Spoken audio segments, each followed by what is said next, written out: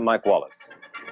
Last week on Newsbeat, our 6:30 news program here on Channel 13, we presented a 5-part series which we called The Hate That Hate Produced, a study of the rise of black racism, of a call for black supremacy among a small but growing segment of the American Negro population.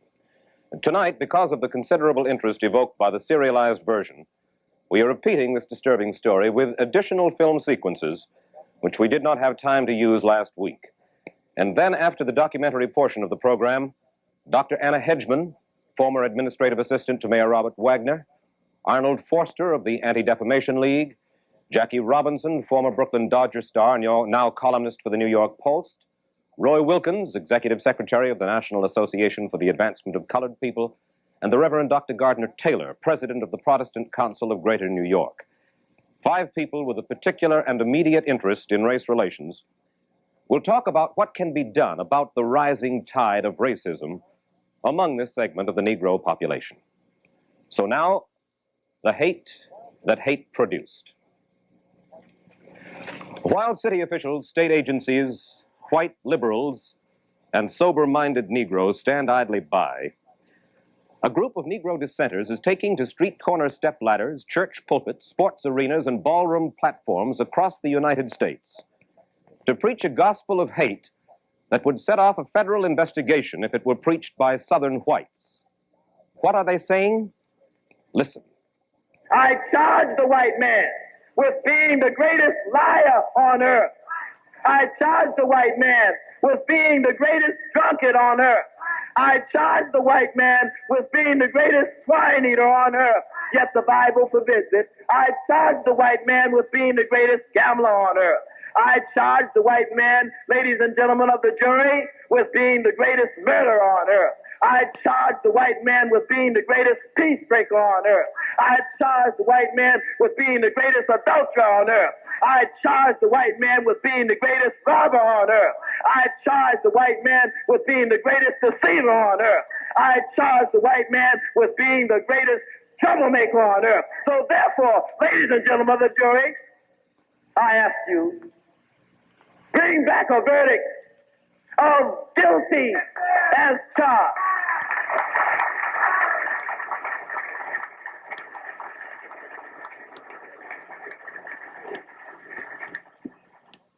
The indictment you have just heard is being delivered over and over again in most of the major cities across the country. This charge comes at the climax of a morality play called The Trial. The plot, indeed the message of the play, is that the white man has been put on trial for his sins against the black man. He has been found guilty. The sentence is death. The play is sponsored, produced by a Negro religious group who call themselves the Muslims.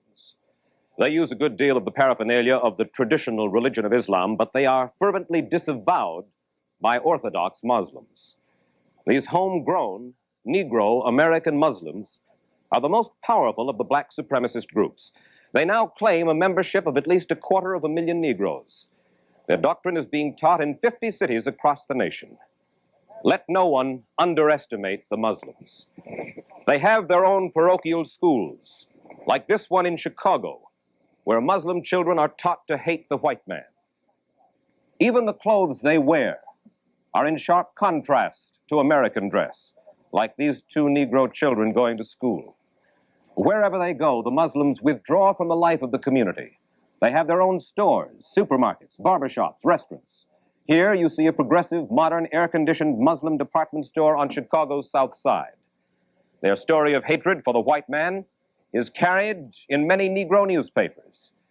Here you see their minister, Malcolm X, proudly displaying 5 of the biggest Negro papers in America.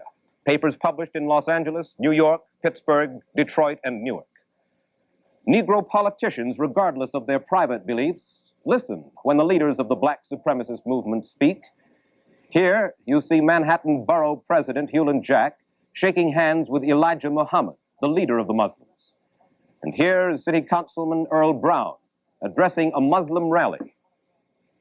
4 or 5 times a year, the Muslims assemble in one of America's major cities to hear their leader, Elijah Muhammad. This coming Sunday afternoon, they will gather at New York's St. Nicholas Arena to hear him. But here, You see them arriving at Washington's Uline Arena for a meeting they held just 6 weeks ago. Every devout Muslim is eager to attend these meetings. For some time between now and 1970, and at just such a rally as this, the Muslim leader has intimated that he will give the call for the destruction of the white man. As you will see, every precaution is taken to protect their leader at these meetings. The Muslims, both men and women, submit themselves to a complete search before they finally enter the meeting hall. Some 10,000 persons attended the rally that you see here. All of them were searched.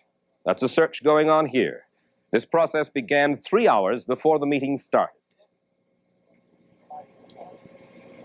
And shortly, you will see Elijah Muhammad, founder and spiritual leader of the group. His flock is waiting for him now. And finally, here comes their spiritual leader, Elijah Muhammad. He's actually Elijah Poole of Hawkinsville, Georgia. During World War II, Muhammad was arrested and charged with sedition and draft dodging. The Department of Justice finally dropped the charge that he had advocated defeat of the white democracies and victory for the colored Japanese. But Muhammad and his followers did serve time in the federal penitentiary for refusing to register for the draft. Here you will hear Elijah Muhammad introduced by Minister Malcolm X, the Muslims' New York leader and ambassador at large for the movement. The good news that Minister X talks about here is the coming rise of the black man and the fall of the white man. Everyone who is here today realizes that we are now living in the fulfillment of prophecy. Right.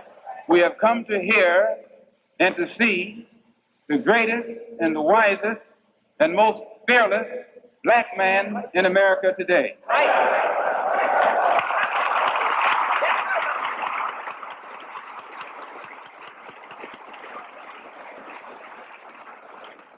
In the church, we used to sing the song, "Good news, the chariot is coming." Is that right or wrong? But what we must bear in mind, that what's good news to one person is bad news to another.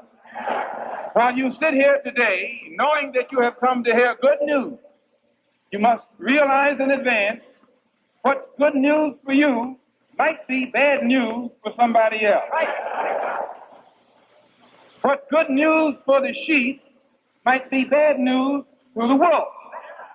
The good news for the black man is that he is on the verge of recapturing his position as ruler of the universe. The bad news for the white man is that his long and wicked reign will shortly be over. And following this introduction, Elijah Muhammad, leader of the Muslims, speaks. The Christian religion has failed.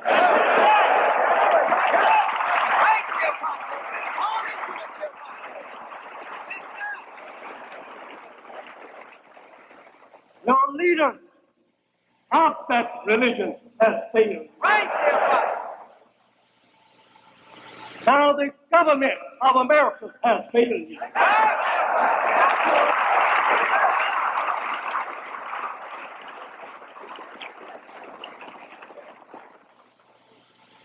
You have no justice coming from no one.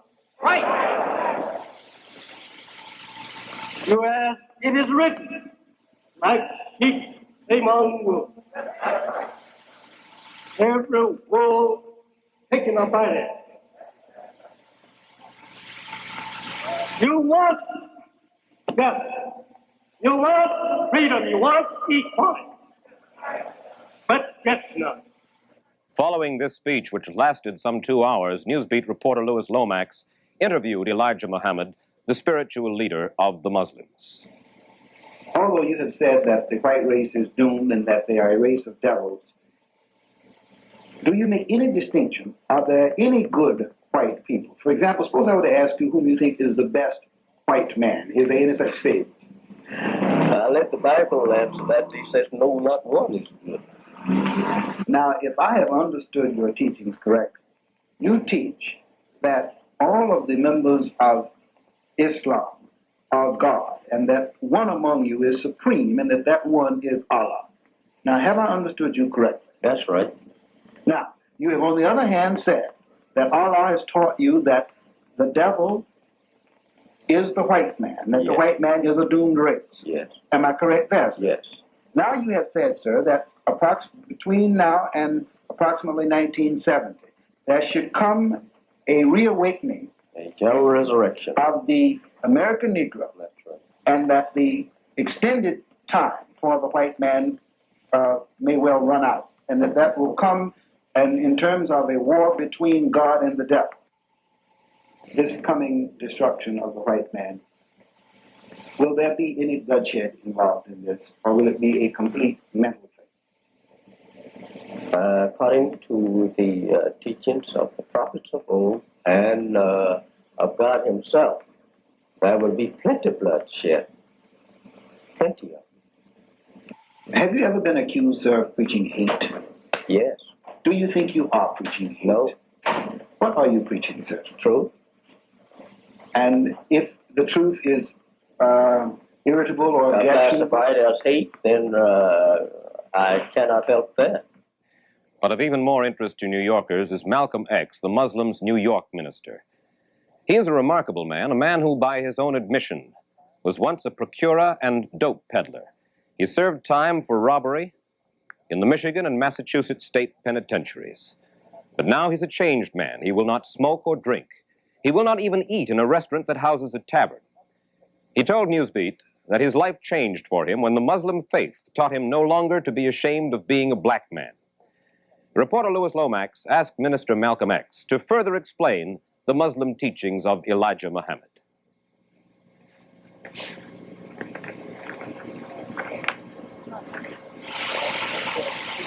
that in the same context that Mr.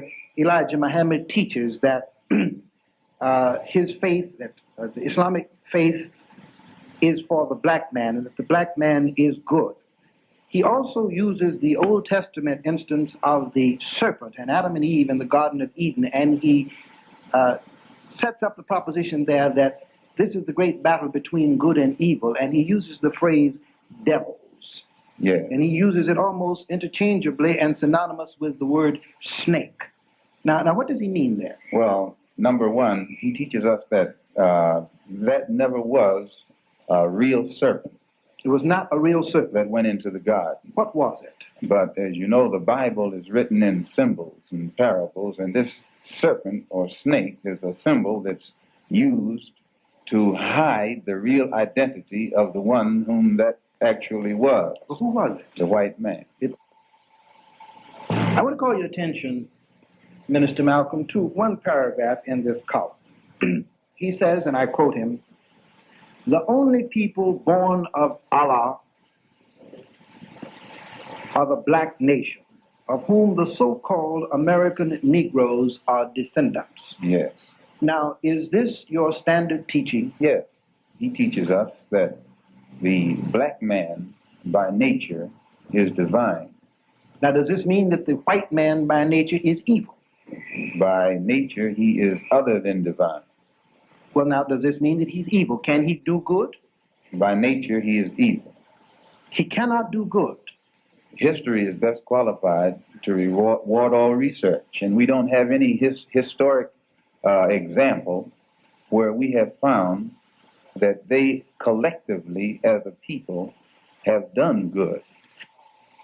Minister Malcolm, you now in Chicago and in Detroit have universities of Islam, do you not? Yes, sir, in Detroit and Chicago. And you take your parishioners, you take children from the kindergarten ages, and you train them right through high school. Is Yes, this sir. true? From the age of 4, I think it is, upward. And you have a certified parochial school operating in Chicago? In Chicago and in Detroit. And in Detroit. And kids come to your school in lieu of going to what we would call regular day school? Yes, sir, many. What do you teach them there?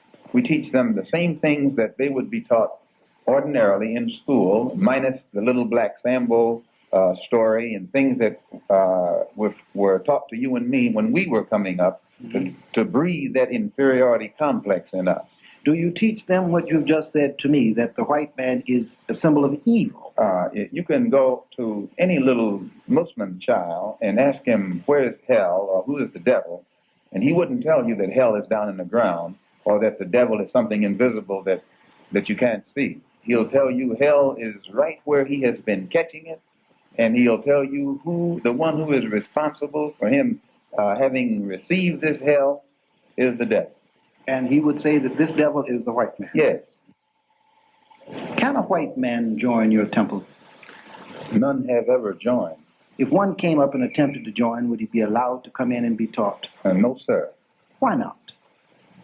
Well, that's one of the reasons why most people think that Mr. Muhammad teaches hate. But if there is a rattlesnake in the field who has been biting your brothers and your sisters, and you go and tell them that that's a rattlesnake, and all of the harm that has ever come to them has come to them from that particular source, well, then that rattler will think that the warner is teaching hate. He'll go back and tell the other snakes that this man is teaching hate, this man is teaching hate, but it's not hate. It's just that when you study people who have been harmed and discover the source of their injury, the source of all of their defects, and you begin to point out that source, it's not that you hate the source, but your love for your people is so intense, so great, that you must let them know what is wrong with them, what is the cause of their ills. And this is one of the basic factors, I believe, involved when people think, or when the propaganda is put out that Mr. Muhammad teaches hate. He teaches black people to love each other. And our love for each other is so strong, we don't have any room left in our heart. What do you think of the NAACP? Islam is a natural religion, and it is difficult to find a black body with a white head and classify that body as something that's natural. Most organizations that represent the so-called Negro, usually we find when we study them that though they are supposed to be for us the leadership or the brain power or the political power or whatever power that runs it, usually it's the white man. We have thus seen Muslim leaders in reflective moments and as they talk to members of their own flock. But what about their approach to non-Muslim Negroes? 3 months ago, Minister Malcolm X was invited to speak at a Harlem rally celebrating African Freedom Day. His audience was composed chiefly of Christian Negroes with a lively interest in African affairs. We've obtained film segments of that speech. The film was made under adverse circumstances, but you will be able to hear and understand Minister Malcolm X as he addresses a non-Muslim audience. Who is his enemy? He'll say the Belgians. Ask the man in Kenya who is his enemy. He'll say the British. Ask the man in Morocco who is his enemy. He'll say the French.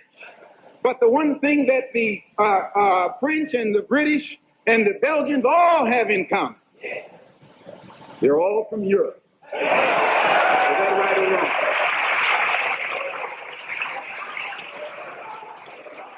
How could so few white people rule so many black people? This is the thing you should want to know.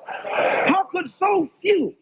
The white man today will tell you that thousands of years ago, the black man in Africa was living in palaces. The black man in Africa was wearing silk. The black man in Africa was cooking and seasoning his food. The black man in Africa had mastered the arts and the sciences. He knew the course of the stars in the universe before the man up in Europe knew that the earth wasn't flat. Is that right or wrong?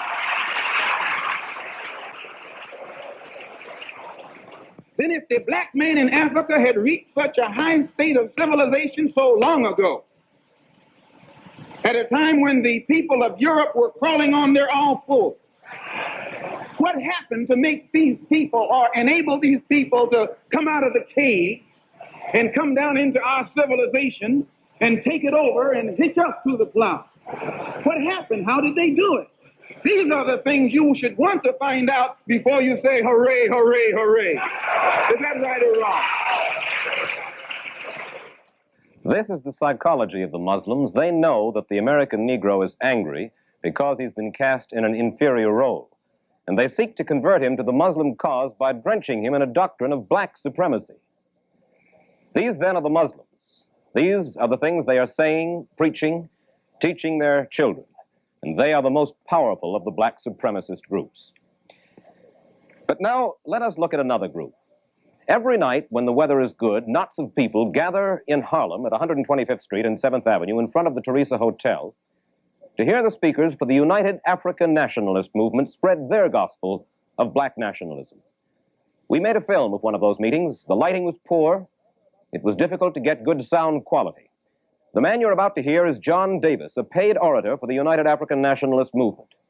You will hear him attack white liberals, Eleanor Roosevelt, Pearl Buck, and then he'll go on to say some rather surprising things about the NAACP and its leader, Roy Wilkins. I'll tell it to you like it is. And now you got what they call so-called white liberals. That's supposed to be your friend. And these white liberals go around claiming that they are against discrimination. They're against lynching. They're not in favor of all the brutality. Liberals like phony Miss Roosevelt, the African white goddess. Is that right or wrong? I'll give it to you like it is. Oh, you got another one by the name of Pearl Buck. And what's this woman that wrote Imitation of Life? Fanny Hart. All them phony liberals. I'll tell you like it is. Then you got the NAACP, the National Association for the Advancement of Some Colored Folks. And you got Uncle Tom, Roy Wilkins. Am I right or wrong? Yeah. The leader of the United African Nationalist Movement is James R. Lawson, sometimes public relations man and black nationalist, a man who says he has authorization to bring greetings from the United Arab Republic's President Nasser to black nationalist groups here in America. Newsbeat asked Mr. Lawson to explain the nature of his organization and its aims. As Lawson talks with reporter Lomax, you will see the strong pro-Arab feeling that pervades the teachings of the black racists. Is the United African Nationalist Movement. It is an organization of people of African descent here in America. However, we have associated organizations throughout the Caribbean, Africa, and the Middle East. Can a non-African or non-Negro person join your organization? No. He cannot. Why not? Because this is an organization of people of African blood or descent. Are you anti-white? Well, I think you ought to ask white people if they're anti-black. But are you anti-white? I don't think I'm anti-white, but I'm pro-black. I have here the March 12, 1959 edition of the Los Angeles Herald-Dispatch, a Negro newspaper. On the front page, there's an article, the title of which says, Negro nationalist James R. Lawson, and that's you, guest of Muhammad. It has a Chicago dateline, and it goes on to say that you delivered greetings to Mr. Elijah Muhammad on the occasion of his third Founders Day in Chicago. Is this report accurate? I delivered greetings not to Mr. Muhammad, but to the convention gathered there people under the leadership. You spoke to the gathering of the Muslim group in Chicago. That's right. Did you bring them greetings from General Nasser of Egypt? Also from President Tubman of Liberia. But you did bring them greetings from General Nasser? Sure. Did General Nasser know that you were bringing greetings from him to this group? He know that I bring greetings not only to this group, but to many groups, not only on behalf of him, but on behalf of President Tubman, sometimes on behalf of Emperor Haile Selassie. Any group of people gathered of African descent. Did General Nasser recently invite you to come to Egypt as his guest? Certainly. Are you going? I may. Haven't made up your mind one way or the other? I've just about made up my mind. I'm not ready to announce it, though. But you have made up your mind? Oh, yes. Do you think that Nasser is the leader in Africa? In that part of Africa, yes. There are many leaders in Africa. Are you eager to help Nasser? I'm eager to help anybody that will help in bringing about the freedom of Africa. You are on record as once having said that you didn't ask Nasser to help you, that you wanted to help Nasser. That is true. I want to help not only Nasser, but what did you want to help Nasser do? Free Africa. From what? Colonialism. White domination. Do you favor integration? No. Do you favor the NAACP? No. Do you think Roy Wilkins is a good leader of his people? Floyd Wilkins is not the leader. Arthur Spingarn is the leader. And what is Arthur Spingarn? A Zionist Jew. Mr. Lawson, were you present at the meeting when Dr. Ralph Bunche of the United Nations got up to introduce Prime Minister Nkrumah? Sure I was. Don't you remember you ran up to me and asked me a question? I was with my family, my wife and 2 children. Well, as I recall the incident, Dr. Bunche was roundly booed when he stood up. Is that correct? That is true. Mr. Lawson, who booed Ralph Bunche and why? I think the people booed him. That's what it looked like to me. Do you know any of the people who booed him? Sure. Do you know why they booed him? I don't know exactly why, but I have a hunch. What's your hunch, sir? My hunch is that the black people, those of African descent in this country, consider Ralph Bunche a kind of George Washington of Israel, the man who made 1 million people that are closely related to them homeless and hasn't done a cockeyed thing for the black man. Now, you say the black people believe that. Do you, James R. Lawson, believe that Ralph Bunche is the George Washington of Israel? Well, I know he is. So speaks James Lawson, president of the United African Nationalist Movement. One of the rallying cries of these black extremists is the alleged failure of Christianity. They call it a doctrine of enslavement. Many of them have abandoned Christianity, and those who haven't abandoned it preach that Jesus was not white like the men who lynch Negroes, but that he was black. We'll be back to continue the hate that hate produced with a treatment of the black racists' attitudes towards Christianity in just a moment after these commercial messages. You've got back to our story. These black supremacists, Muslims and black nationalists, are not practitioners of hate just for hate's sake. They did not grow in a vacuum. Rather, theirs is the hate that hate has produced. The hate that some Negroes are returning for the hate most American Negroes have received for the past 300 years. The burden of being a black man in America has proved more than some of them can bear. And so now they are fighting back with the same weapons that were used to subjugate them.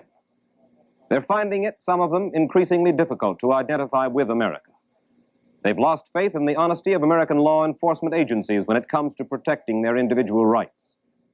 Many of them have abandoned Christianity and have named it a dogma of enslavement. Even those who have not abandoned it are preaching that Jesus was not white, like the men who lynch and discriminate against Negroes, but that he was a black man. James Lawson shows the black supremacists' concept of Jesus. And notice how much the Jesus in the painting and James Lawson resemble one another. Mr. Lawson, in conjunction with your remarks that the Negro needs a black God, or at least some image he can identify her with, I wonder if you'd tell me what this picture is and what it's all about. Well, we don't mean a black God. We know that God is spirit. But this is a painting of the concept of an artist of Jesus in the Garden of Gethsemane. And, Solomon himself said, "Look not upon me because I am black and comely." And somewhere else it was quoted, I think in Revelation, where it says, his hair is like a lamb's wool and his feet like polished brass. Therefore, we feel that we're on sound grounds when we refer to Jesus as possibly being a black man. After all, Jesus was of the tribe of Judea. The American Negro has never quite forgotten that he became a slave and a Christian at the same time. For a good many of them, this is something they feel deeply but don't often talk about. But for the Muslims and the black nationalists, the alleged failure of Christianity is an obsession. And they talk bitterly of this alleged failure to power their cause. Listen to John Davis, paid orator for the United African Nationalist Movement, as he sets the theme. He begins by talking of a sleeping child. And then he talks of Mac Parker, the Negro who was lynched recently in Mississippi, and he calls for an end to the brainwashing imposed by the Christian religion. You are still a sleeping child, and you'll be all right as soon as they get religion out of you.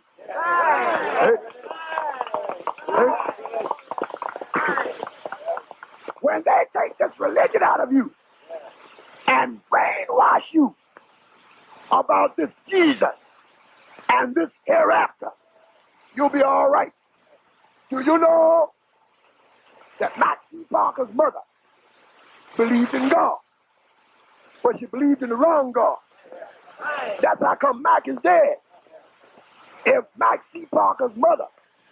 Now remember, I didn't say for you not to believe in God. I said, get this white man's religion out of you. But it is Elijah Muhammad, spiritual leader of the white-hating Muslims, who makes the bitterest attacks on Christianity.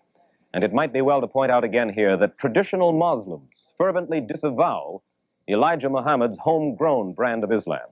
The Orthodox Muslim is quick to affirm that there is no hate in his religion, and that man of whatever color or nationality is welcome in his faith. That is a white man's religion.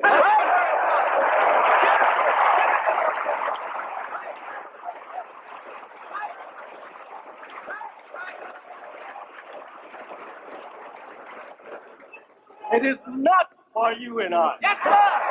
There is no salvation in Christianity for black people. Yes, sir.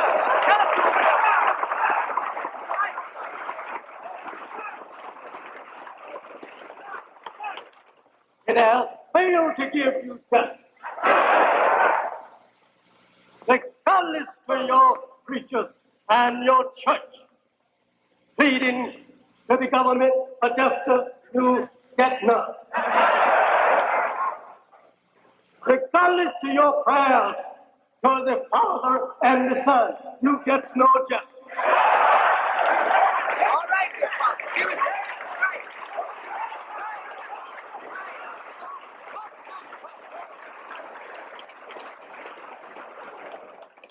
Then what good is Christianity to you and I if the religion and the God of that religion will not defend us against wrong, against lynchers, against rapists? What will be a problem?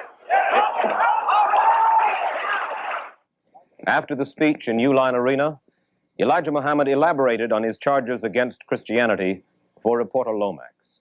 Christians, then? No. Do you think that Christianity is a religion of deliverance for the black man? No. Do you think that Christianity has been a religion of enslavement for the black man? Yes. What do you think of the... It was Christian fathers who enslaved our fathers. They all was Christians. In fact about it, the white race is really the Christians, as we refer to them. I could never be a Christian, though I joined Christianity, but I could never be a Christian unless I was white. You don't think a black man can be a Christian, sir? By nature, we are not Christian. By nature, we are born Muslims. And you think that the Islamic faith is our natural faith? It is the natural religion of man, according to the teachings of the Holy Quran 30 and 30. Sir, about how many so-called American Negroes have you been able to convert during the years of your teaching? Oh, that runs into hundreds of thousands. But that don't mean they all have continued to follow on with it. But there has been hundreds of thousands taught. Thus, the story is told, a small but growing segment of the American Negro population has learned to hate before the Christian white man could learn to love. But what do Negro Christian leaders say? Do they too believe that Christianity has failed the Negro? Is it an instrument of subjugation? Reporter Lomax put these questions to the Reverend Adam Clayton Powell, pastor of the world's largest Protestant congregation. Do you believe that Christianity, and since you are a Protestant, I will put it in that context, do you believe that Protestantism has been the Negro's friend? Do you think that it has functioned as a religion of deliverance for Negroes, or has it been guilty of dragging its feet, so to speak, on this question? Well, again, I'd like to say that the words of Jesus weren't aimed at Protestants only. They were aimed at all people, Protestants and Catholics, who believed in Christianity. So I would therefore like to answer your question against that background. I believe that Christianity in the United States has been dragging its feet. I don't think there's any other force in America that has been more detrimental to the solution of our racial problems than Christianity, because you cannot expect the man in the street to practice Christianity better than his priest or his pastor in the pulpit.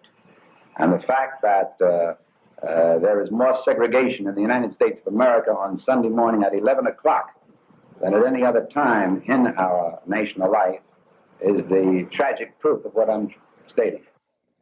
And so it becomes easier for us to understand why talk of integration has become a kind of wistful pie in the sky for a growing number of Negroes. Easier to understand why they turn to the Muslims, a group they believe will do something for them.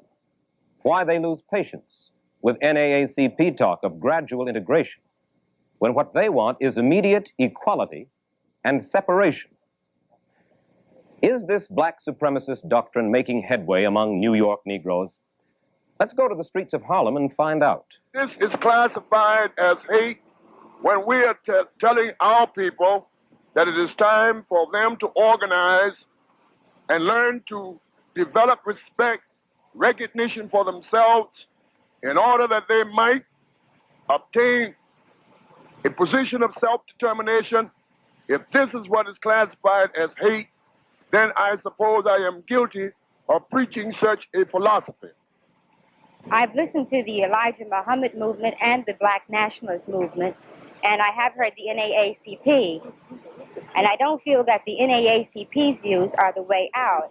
I feel that it would be better if it were more national rather than integrated with the views of the white man in it, for the simple reason that I think that together with our own people, more can be accomplished rather than with the white man involved in it also, because as it is, we've already been accepting too many crumbs from this man, and we've never really gotten a real loaf of bread from him. The only thing I disagree with the NAACP about is that we've been waiting long enough. The Supreme Court handed down a decision in 1954, and we're still waiting for our schools to be integrated in the South. I've read some of Mr. Muhammad's articles in the Pittsburgh Courier. He is a Muslim. I agree with him. He says we've been waiting long enough. Only recently that the people that have been listening to these speakers have become more tense, to the extent that when they read newspapers about brutality in the South, women are being beat with clubs in Africa. And everywhere you read the headlines, black people are being beat, lynched, killed for no reason at all. And they began to get nervous about it, and somebody needs to do something, and that is quick. We asked NAACP Executive Secretary Roy Wilkins if these extremists are involved in the recent racial unrest up in Harlem. Preaching of racial hatred and racial advantage and the bigotry involved is a bad thing, whether it's colored or white. Now, for years, the NAACP has been opposed to white extremists preaching hatred of Negro people, and we are equally opposed to Negro extremists preaching against white people simply for the sake of whiteness.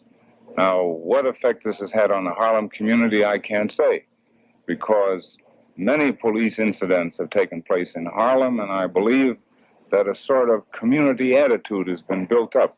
It may be that these extremists have sharpened it and have recruited some more extremists to their banner. If so, that would be deplorable.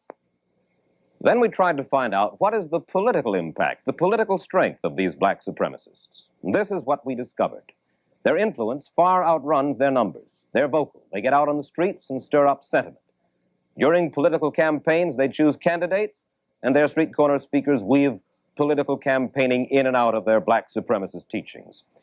Reporter Lomax asked James Lawson, president of the United African Nationalist Movement, to what extent his group supported such politicians as Congressman Adam Clayton Powell and Manhattan Borough President Jack. Participate in the politics of Harlem. Oh, sure. Do you support candidates actively? Very seldom. But on some occasions you do support candidates. When we feel that the issues are great enough. Well, I think perhaps Adam Clayton Powell is the best known politician in Harlem. Have you supported Adam Clayton Powell?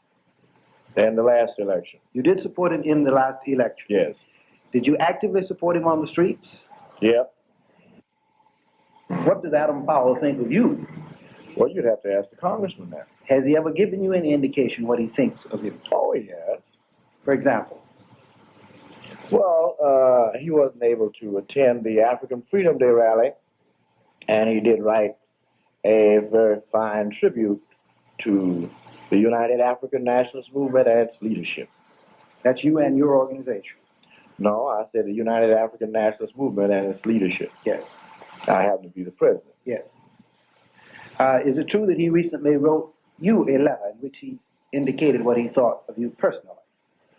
Well, yes. I think it was involving issues, and they were very fine and wonderful praises come from both the minister and the congressman. Well, without breaching any confidences, can you tell us in essence what he said about you in the letter he wrote to you? Well, he said that he felt that the United African Nationalist Movement was doing a great job in the struggle for the liberation of Africa, the program of Africa for the Africans, those at home and those abroad.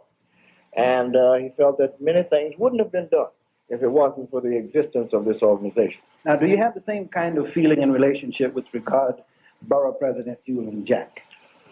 Yes, yes. I'll tell you the truth. You know, we're all members of the same order. What do you mean we're all members of the same order? Well, the Order of the Star of Ethiopia. Did you support Borough President Hewlin Jack in the last election? Yes. Should he be a candidate in the coming election, will you support him then? Oh, we expect him to be a candidate. And you expect to support him? We expect not only to support him because we know that there are many people after getting the borough presidency away from our people here in Harlem. Then reporter Lomax asked both Adam Powell and Hewlin Jack about Mr. Lawson's statements. Mr. Lawson told us that on several occasions he has supported you in your campaigns. True. And on one occasion he said he received a letter from you in which you gave him your blessings. I think he was on his way. Oh, he's on the way to the All African People's Congress in Accra, Ghana, which was held last December 12th. Should one take this to mean that you approve of him and what he's doing, what he's saying? No, I don't approve of any form of extremism, but I can say that I believe in the right of people to follow whatever document or whatever doctrine they believe in, and the right for me to oppose or to support. The Amsterdam News quotes you from a speech delivered at a rally sponsored in Harlem by the United African Nationalist Movement. The rally was commemorating African Freedom Day, I believe. And you are quoted as having said, "Henceforth we are no longer Negroes, but rather Americans of African descent." Is this an accurate quotation? Yes, Mr. Lomax. Do you really feel this way, sir? I do feel that way. Do you proudly associate yourself with African nationalist movements? No, as borough president of Manhattan, I have been asked by that group to issue a proclamation, and I was happy to do it because of the fact that it indicated a certain date which was designated not by me, but publicly designated as the day known as African Day. So you have issued, I believe, in the past 2 years, 2 or more proclamations for the United African Nationalist Movement. One on Garvey Day, I believe, and then later one for African Freedom Day. Is this true, sir? Yes. Well, all of us are certainly in knowledge of the contribution made by Marcus Garvey. Yes. Now, let me see if I understand you correctly. Are you saying, sir, that you are not a member of the United African Nationalist Movement, but that you do consider these people a substantial, respected group in the community, and that you acceded to their request to issue proclamations? Is this what you're saying? That's quite right, Mr. Lomax. What do Congressman Powell and Borough President Jack know about the Muslims? Reporter Lomax asked both men to comment on the Muslims and their teachings. The exchange begins as Hewlin Jack admits that he welcomed Elijah Muhammad to New York, and then that he, Jack, spoke at a Muslim rally. Yes, I greeted him as borough president of Manhattan. Should this be taken to mean that you agree with his religious, political, economic philosophy? I know nothing about Mohammedanism. I have never sought to know anything about it. You spoke at one of his meetings, didn't you? I spoke as president of the borough of Manhattan and expressed the greetings of the borough of Manhattan to this man who had come here for the meeting of these people.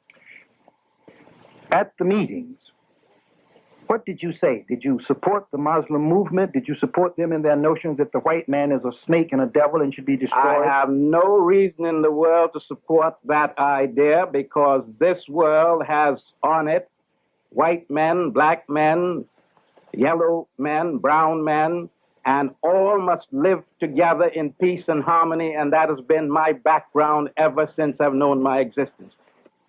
I understand you properly. You have said to me that you issue these plaques, that you attend these meetings because as borough president of Manhattan, you have to recognize the existence of these groups. Is that correct? Yes.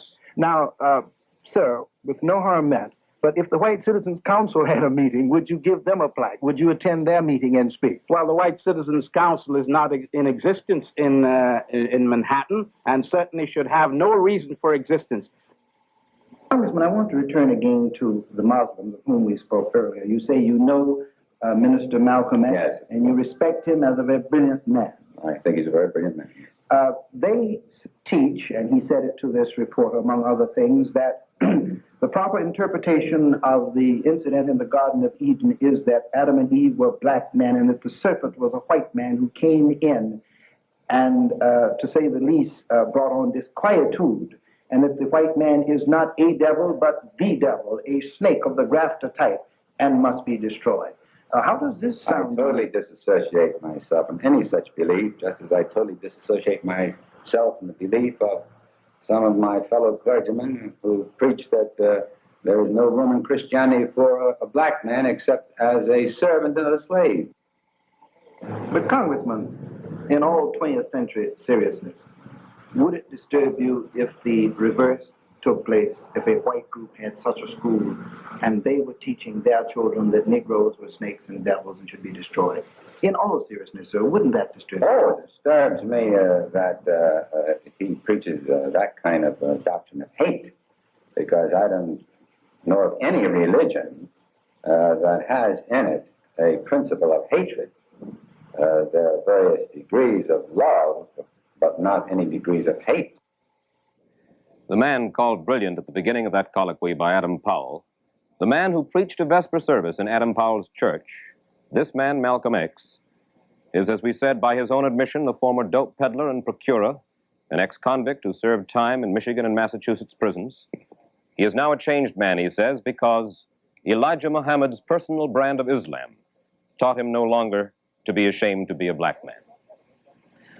So it becomes evident that responsible leaders of the Negro community are fully aware of the activities and the teachings of the black supremacists. Now we ask, in what measure has the white man earned the hate of these extremists?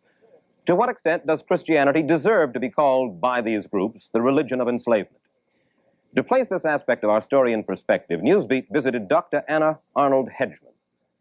When the ideal of integration was just a timid dream for the Negro, Ann Hedgeman was executive director of the National Committee for a Permanent FEPC. She has served with distinction as administrative aide to the Federal Security Administration of Oscar Ewing and to New York's Mayor Robert Wagner. Dr. Hedgeman lives among her fellow Negroes. She knows their problems. Newsbeat reporter Lou Lomax asks Dr. Hedgeman her opinion of the creed of black supremacy. Dr. Hedgeman, how long have you lived in Harlem? About 30 years. Then you are thoroughly familiar with the goings-on in the Harlem community. Well, now, I don't know what you mean by goings-on, Louis, but I'm very familiar with Harlem, let us say. Now, Dr. Hedgeman, let's get down to brass tacks, so to speak. What would be your reaction if a white group held a rally at 42nd and Broadway and said the kinds of things about Negroes that these street corner orators are saying about whites and Jews? First of all, I would be opposed to it no matter who did it. I want that on the record. However, the situations are not analogous. Why aren't they analogous? For the very simple reason that America has bottled up the Negro in such fashion that what he pours out is his complete reaction to frustration on the one hand and his objection to much of the unintelligent way in which he has been handled as an American but now, on the other. pardon me, but aren't you saying this, that previous condition of servitude or state of persecution justifies the preaching of race hate, whereas the absence of this historical business does not justify it? Is that what you I did not say it's justified. I said this is the reason. Well, is it right? Absolutely, it's not right, no matter who does it. Does it offend the democratic ethic? Yes, but you see, America's policy defends it. But what about the attacks on Christianity, both by the Muslims and the black nationalists? Reporter Lomax learned that Dr. Hedgeman herself, in a recent speech, had commented on the color of Jesus' skin. During a recent speech before a group of graduate nurses, I believe, you said, and I hope I quote you correctly, God may not be black. Not God. But he certainly isn't white. Is that a direct quote? We're talking about Jesus, actually. Yes. What is your quote on that? My quote is that Jesus may not have been black, but he certainly was not white. Is it important? Very important. Why? I think maybe some of us like to say as Christians that there's no picture of Jesus in the Bible because everybody then could claim him. And you see, you claim when pressure has been put upon you to claim things in terms of color, as it has in this country. You want a piece of this guy who was a terrific prophet. And to have a piece of him, so to speak, a means that he should look like you, a little like you, yes. Physically. Just a little, yes, because America... Not in terms of mind or spirit or belief. Physically, too, because America has made this important, you see. We've made this important everywhere. One goes down the streets in Bombay and sees the models, not brown Indian girls, but Anglo-Saxon girls, because the British then were in control. Well, now, when you say that this color factor should emerge, isn't this, in a sense, a return to tribalisms? America is about at the tribalistic stage, yes. You really believe this? Yes, color-wise. On this issue of color, yes. America, I don't know why white people are so absolutely wound up on this business, but it has to be white. If you could manage it, you ought to be white with blue eyes and blonde hair. So we learn that a growing segment of the Negro population is losing faith in the American dream. They reject the designation of Negro. They consider themselves rather Americans of African descent. And reporter Lomax asks Dr. Hedgeman to explain why. Speaking of these forces, these groups in Harlem are now preaching something of a nationalist gospel. They are saying that the American Negro should, in a sense, identify himself with Africa. How do you feel about this? I feel, again, this is the temper of the world today. Everybody is looking for something which belongs to him.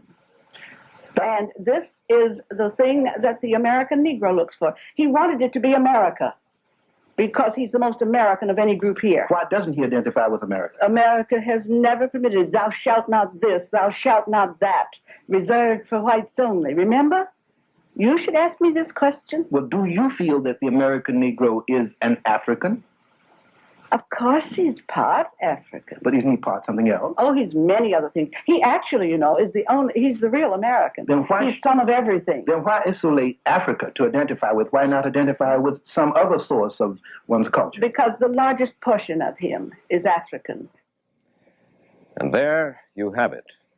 Tragic and irrefutable evidence that a small but growing segment of the American Negro population is giving ear to a flagrant doctrine of black supremacy.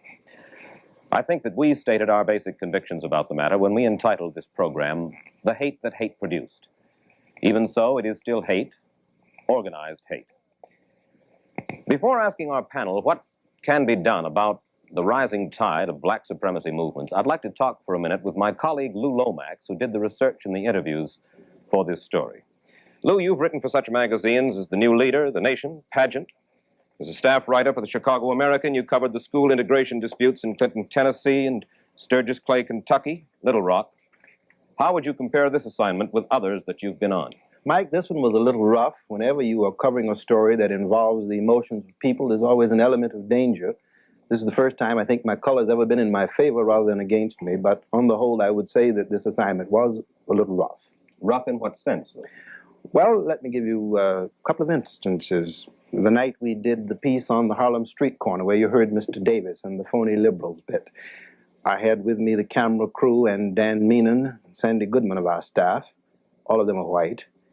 We were, in a sense, menaced. They were called bad names. I was called a dirty, no-good nigger who brought the people up to spy, this kind of thing. A crowd gathered, and we were a little bit apprehensive. In Washington, for the Muslim rally, I was all right. The camera crew, again, was white.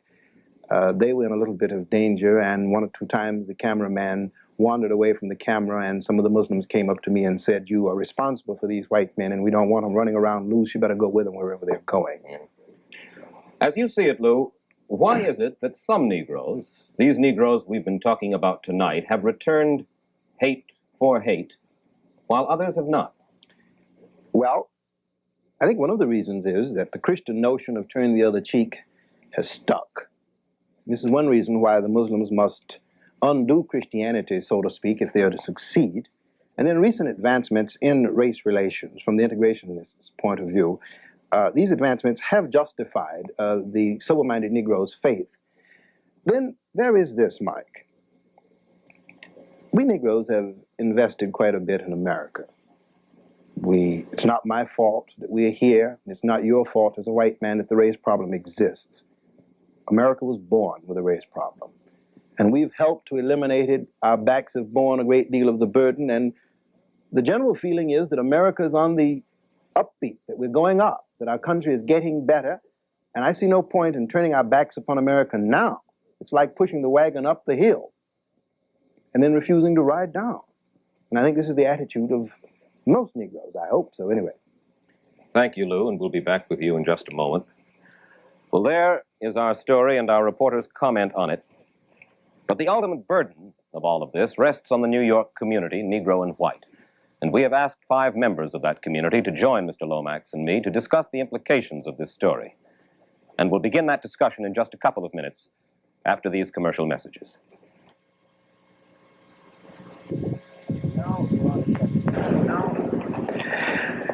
And now for our discussion of the hate that hate produced, with me and my colleague Louis Lomax, are 5 distinguished New Yorkers.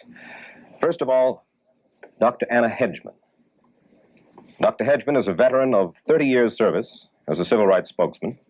She served with distinction as an aide to Federal Security Administrator Oscar Ewing and to New York's Mayor Robert Wagner. Dr. Gardner Taylor is minister of the Concord Avenue Baptist Church of Brooklyn, and he is president of the Protestant Council of Greater New York and a member of the New York City Board of Education. Arnold Forster is a seasoned human relations expert, director of the Civil Rights Division of the Anti-Defamation League of B'nai B'rith. Jackie Robinson, former Brooklyn Dodgers star, presently a businessman and a columnist for the New York Post, is one of the more articulate and militant Negro spokesmen in civil rights matters.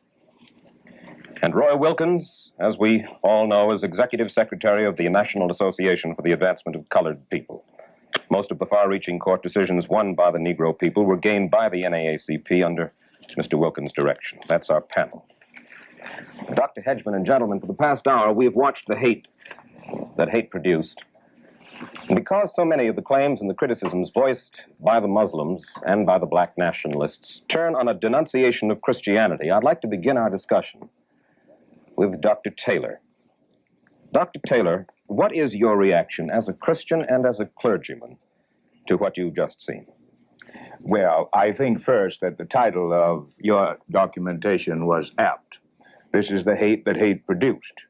I think it would be too much to expect that a sickness as deep as bigotry has been in the American society would not affect every segment of that society. I do not think that this movement has anything like the strength that it might seem to have from your documentation. They claim about 250,000. They also claim that if there are 250,000 card-carrying black supremacists, so to speak, there are probably 10 fellow travelers for each one. Now, the man, as I say, who's done most of the research in this area is the fellow who's sitting beside you, Lou Lomax. What do you think about their claim of 250,000 members, Lou? Well, Mike, first of all, we tried to pin down precise numbers. We couldn't get them. We entertained their claims. We researched. We have several articles written in magazines about them, one particularly in Sepia magazine of last year, which put their membership at pretty close to the 250,000 figure. Then the Muslims themselves gave us the 250,000 figure. We wrote it into the script saying they claimed it. And if you notice the press releases, for example, that they're sending out this week, announcing the fact that Mr. Muhammad will be at St. Nicholas Arena on Sunday. They repeat this figure. Whether it is at this figure or not, I don't know. If you remember from the interview I had with him, which I think was on the program tonight, I asked him how many, and he said in the hundreds of thousands. We have no way of nailing it down, and if somebody can nail it down for us, I certainly would be happy to see it. Dr. Taylor, Mike. Yes. Would you forgive the interruption? Please, Arnold. Perhaps I can help nail down some truth here. Good. Maybe Lou didn't engage in a long enough research or in an intensive enough research. The Anti-Defamation League has been occupied with this, among many other problems, for a long time, as have a group of professors on some of the most important campuses in the United States. Our figure, after several years of investigation, is a vague one. Our experts say it's somewhere between 50 and 80,000. But the mere vagueness of the figure indicates that probably there's no one who could talk with any certainty about the number. The university people who've been spending thousands of hours on this problem, and whom I regard personally as probably the most authoritative, suggest that the figure is somewhere between 20 and 30,000, which is far less than the claimed figure of 250,000. And I think in the context of the entire story, it might well have been indicated that authorities on this subject regard it as an organization with no more than 20 or 30,000 in number. Lou, anything to add there? Well, other than the fact that Sandy Goodman, I think, from our staff, went over to Mr. Foster's organization, I think, to make inquiries along this line. And I'm glad to get these figures. I don't know, as I said, what the precise figures are. I would say... Actually, the fact of the matter is that Sandy Goodman did go to your organization, Arnold, about 2 months ago at the beginning of our research. And he was told that you had no particular file and that you weren't particularly interested in the discussion. And it was not until I personally got in touch with you only about a month ago and began to talk that we understood that the Anti-Defamation League had been doing research. Roy Wilkins? Mike, we haven't done any research on this. But anyone who's had any experience with organizations, if you take this documentation, this picturization, I would guess that the membership is less than 50,000. It doesn't operate like a 250,000 member organization. It doesn't have the resources. It doesn't have the headquarters. You depend on street speakers and that sort of thing. I would say it's less than 50,000. Well, under these circumstances, Lou, for just an instant, unless you have something... Yes, I want to make a point here. I don't want to get into a quibble over the figures, but I've been knee-deep in this thing for 3 months, and I've gotten the feel of it. Now, let's back up a minute and get in perspective. I covered a meeting with, I'm just talking about the Muslims now, not the African nationalist group. Just the Muslims? Just the Muslims. I covered a meeting of theirs up at Rockland Palace. I don't have to get any authority on this. I was there. They packed Rockland Palace to see this play from which we took the charge. It's a pretty good-sized place, Mr. Wilkins, and they had this place full of people. I was in Washington for the rally in Washington. You've been in Uline Arena. They had packed Uline Arena. Now, I think this. Perhaps the figure is less than the 250,000. Frankly, if I may get just an editorial bit in, I don't think it makes that ultimately, I don't think that's the point under discussion.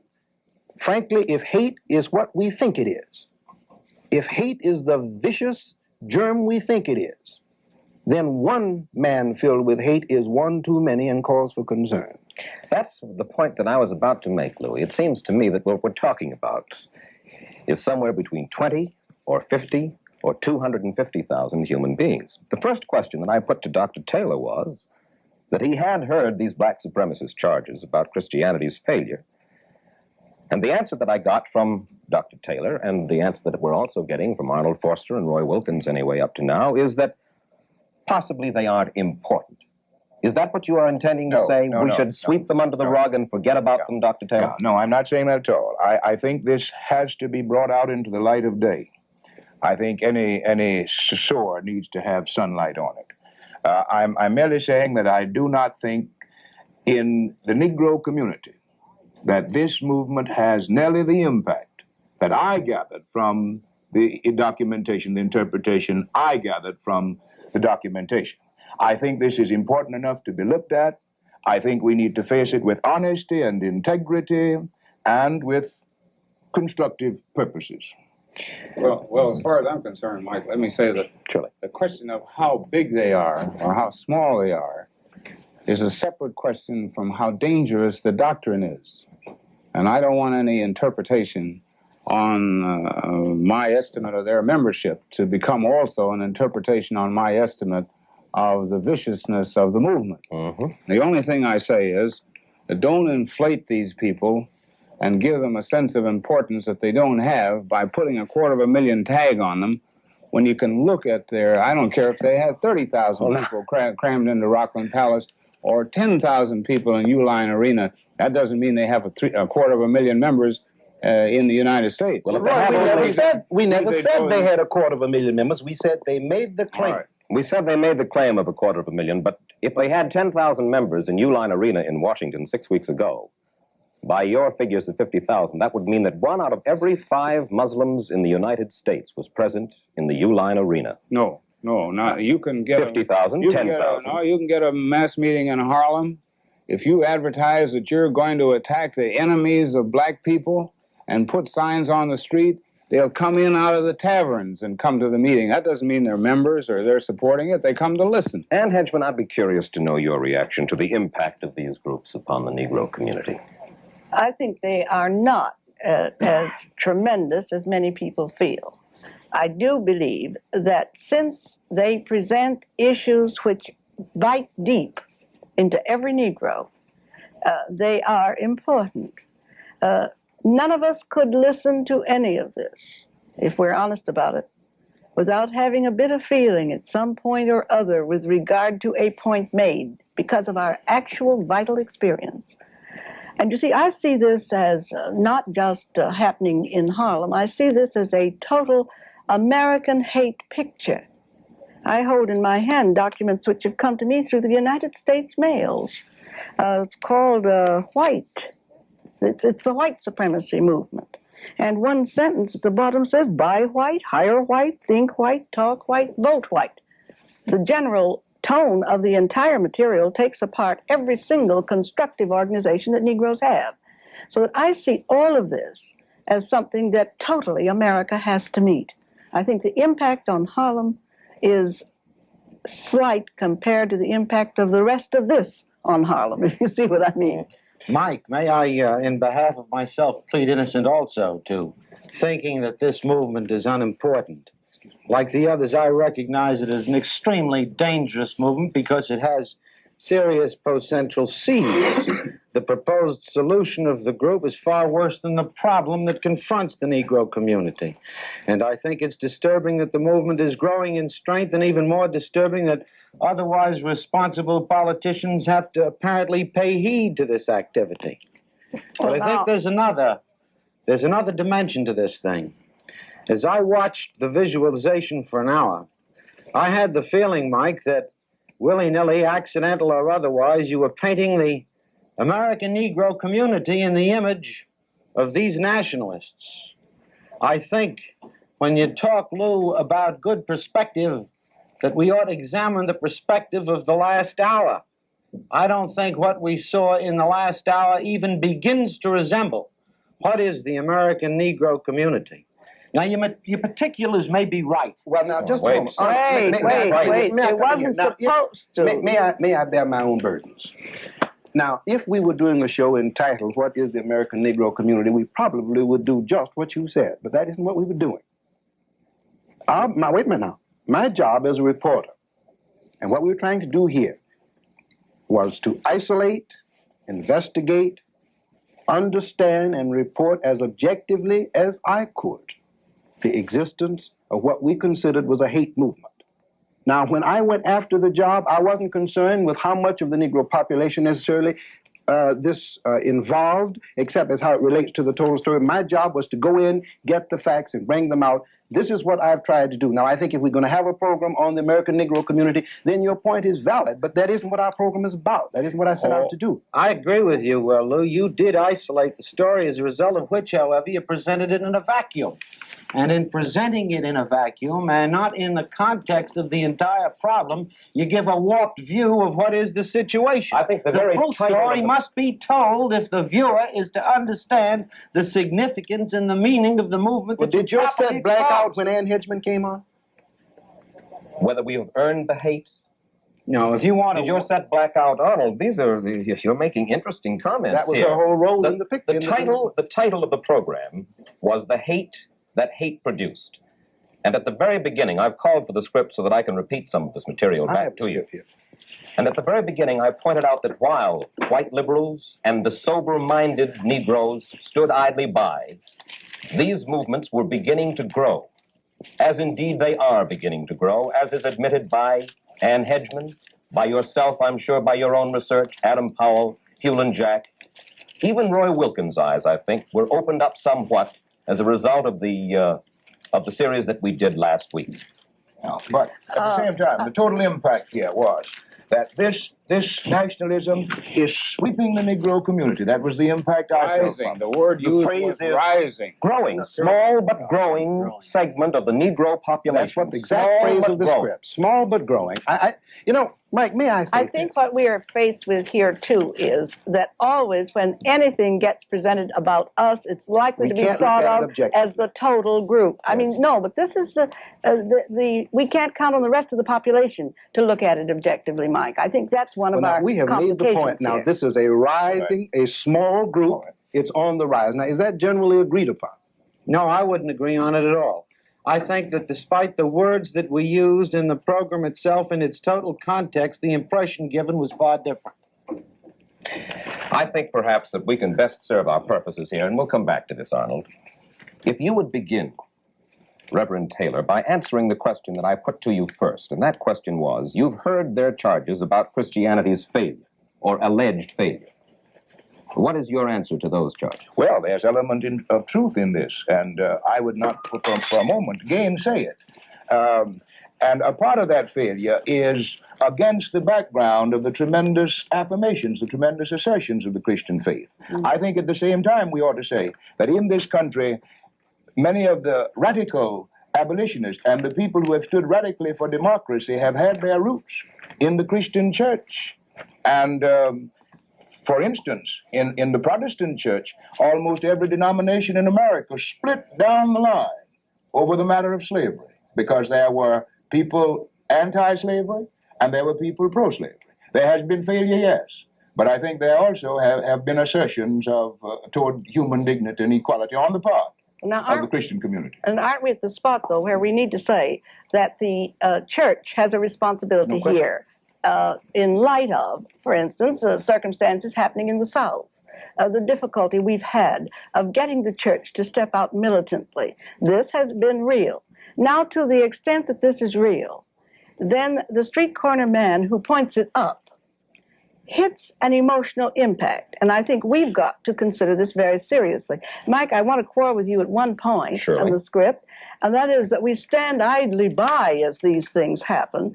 I was deeply disturbed by that because everything that every person here does, plus thousands of other people across the country, are geared toward offsetting hate wherever it shows its head.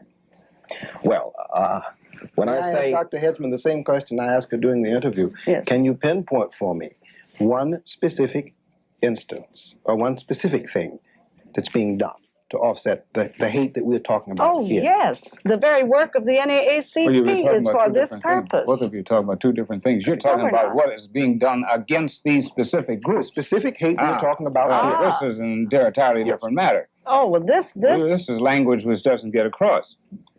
Oh, if you speak from that point of view, we have said in America that we believe in freedom of speech. And we have permitted even the members of the United States Senate and the House of Representatives to spew their hate on the Senate floor and the House floor. And we have permitted the signs of hate across our country. But we have said we must educate these people, all of them, and I think education becomes then a total part of the community. Thanks, Roy. And in addition to that, the National Association for the Advancement of Colored People has repudiated a hate line.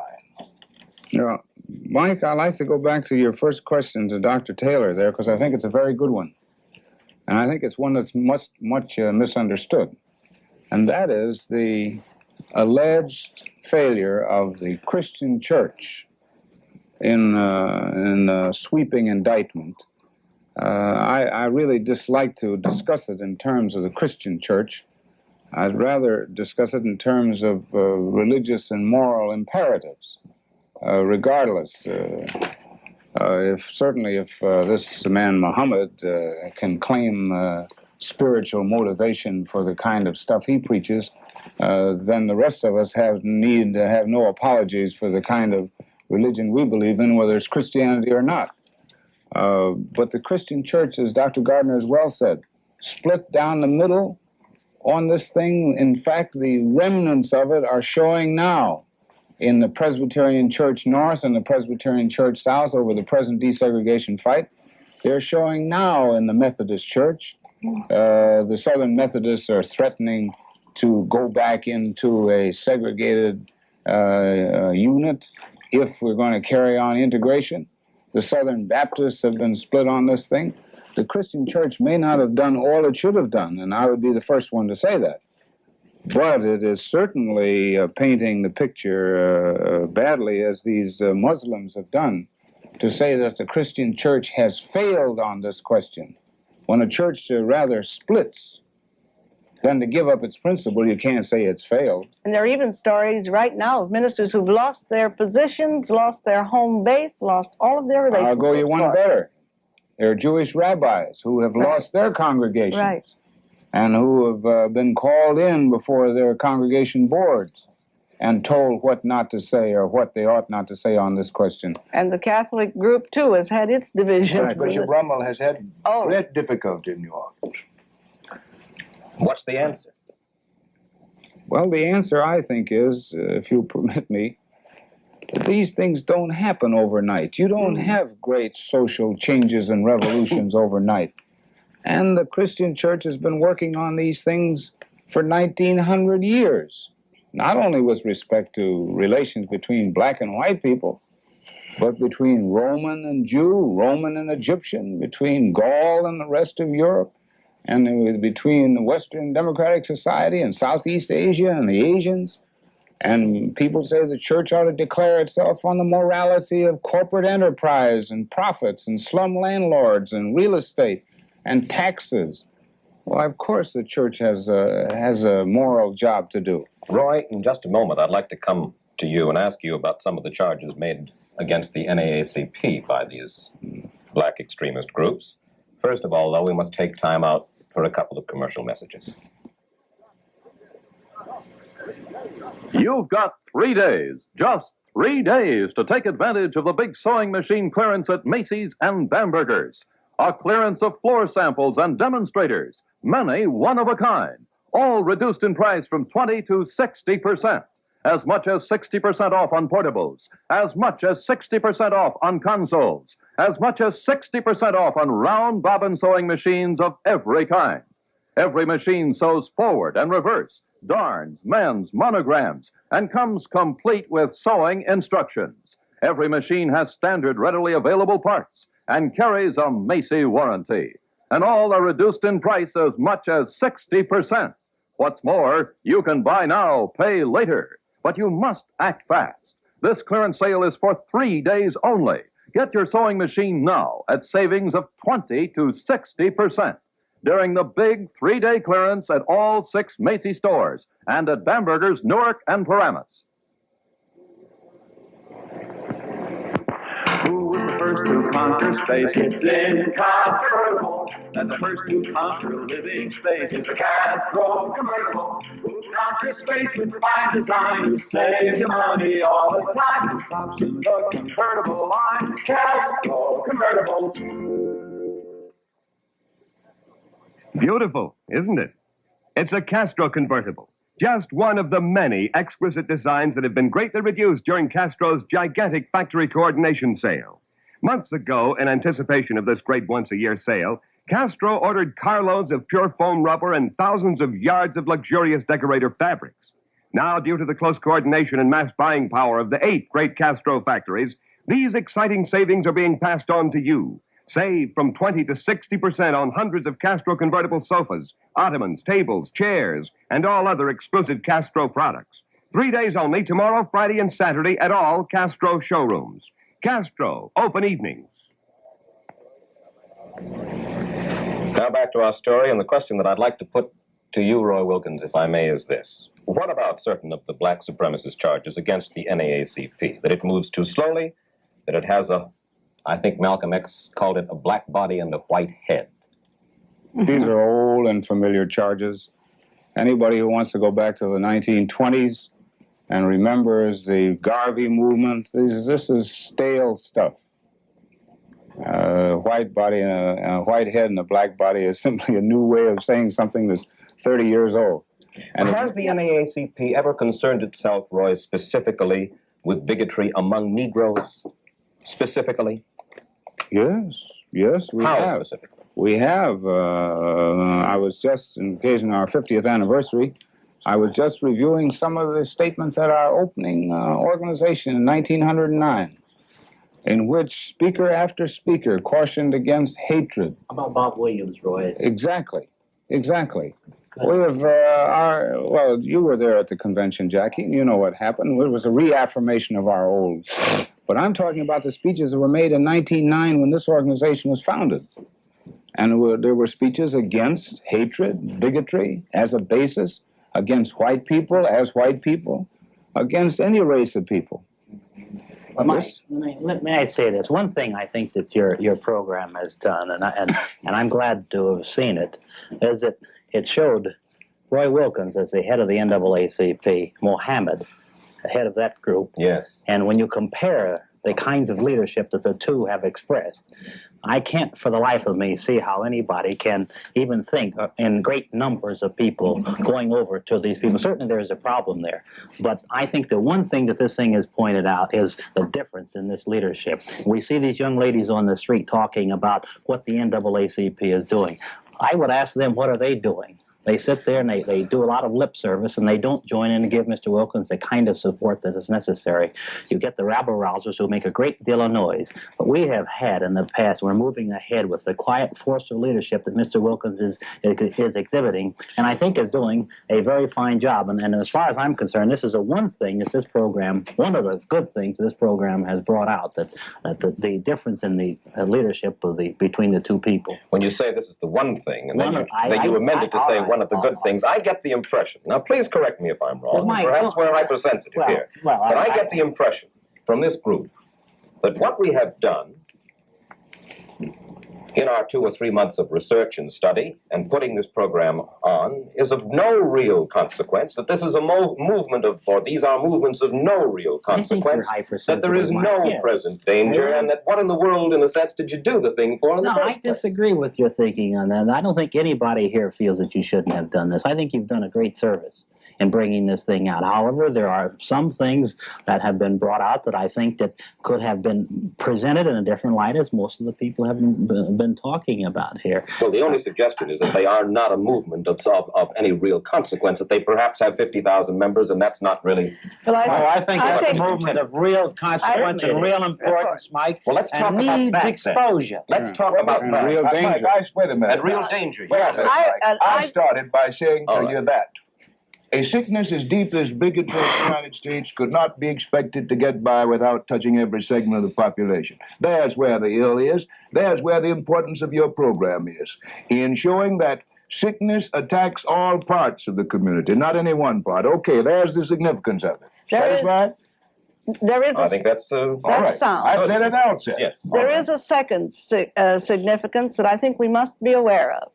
The people themselves across the world are more concerned as just people, and they have been in contact with television, with radio, and so on more than ever before.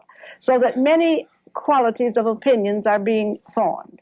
And there is no question but that the rise of nations to which they may relate themselves in some fashion has its significance. And in other words, the world cross currents which hit communities have a real impact, and therefore the few in number are not as important as the why there is emotional reaction to what they do.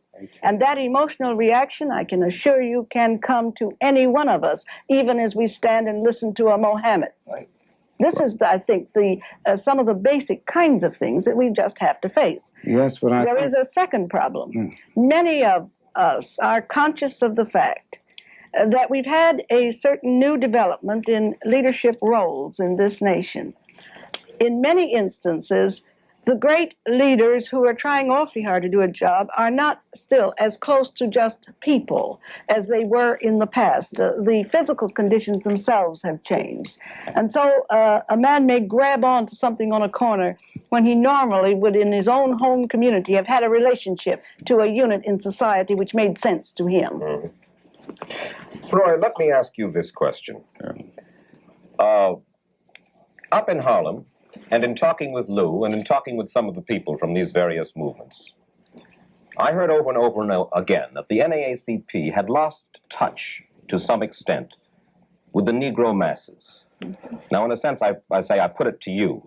I noticed that Ann Hedgeman is shaking her head yes. Perhaps I should put the question... All of us, not just NAACP, you see. I think this is another thing that we've got to watch. What's that? I think all of us have lost a very close relationship with just the people, and this is tough to maintain. Why is that relationship lost? Well, where have we gone? We've moved into great cities where people are not always related to all of the organizations which could be of significance to them, where the symbols they had at home have been lost. We have a large number of people across this town of all ethnic groups who have no direct sense of relationship to symbols which count. We've substituted the glamour symbols, you see, in our public life. We've picked up the symbols of divorce even as more important than some of the others. So that I think organizations ought to face this pretty realistically. I'm sorry, I can't agree with that at all. I think this is a lot of fantasy. Come with me. I think no. I'm talking about. Come with you where? To Harlem? Come with me anywhere. Any come community. with me anywhere. And come with me with any group, and show me a mass organization in any group. Any group. Just sit back and name them. All this is fantasy. You're proving my point. Thank you. No, you don't have mass organizations. You don't make progress with mass organizations unless you have the kind of mass organizations that Hitler had or that the Bolsheviks had. No. Now, wait a minute. Let's get rid of this right now. No, you can't. Yeah. There never has been an organization as large as the NAACP among American Negroes, except a church organization. There never has been a civil rights organization that large, or among any other group, I may say. And Negroes who go around talking about you're not reaching the masses, we've reached 10 times the masses that we reached in 1920, and you say it's gotten worse in the last 10 years. Roy, may I All right. The NAACP. Now, you say we've lost touch with the masses. Now, wait. I haven't said it. Well, I mean, it has been said that we've lost touch with the masses. The NAACP has been sending people out to all cities, and I have been a part of this thing. I know where the many places that they've said to be in touch with the masses. One of the problems, as I see it, is that we haven't been able to get enough of the people to come and understand what Mr. Wilkins and the association is trying to do. This is exactly what I'm saying. And it'll never happen. Not the NAA's It'll right. never happen. That's right. It's an illusion. It never has happened in history. I think except under a Hitler. Dr. Hedgeman, I don't think it's true with respect to the Anti-Defamation League of B'nai B'rith, for example. Our agency has nearly 500,000 members, and that's an accurate figure. I've got, wait a moment. We have Nobody can sell me these chapters. accurate figures here, even of the B'nai B'rith. Well, we have dues payers who count up to nearly 500,000, and if people are willing to pay their money, we believe that they belong. But in any case, in any case, we have chapters and lodges in every kind and every size of community from border to border. Our agency reflects a constituency. We know what our constituency thinks and wants. and the moment that we don't reflect their wishes and their needs, we'll be removed from the position of responsibility that today we hold. And I think it would be completely inaccurate to suggest that an agency like ours does not reflect meaningfully the people who support it and belong to it. Lou Lomax, I think you have something that you'd like to add. Well, Mike, I've been sitting here quiet and simmering for a while, and as I listened to the panel, I suddenly realized that seated around us are organizational people. People, and I don't think I can make them any angrier at me than they already are, so I'll say it, who have We're not stakes. angry at you. I know that, Roy. People who have stakes in what we've done here.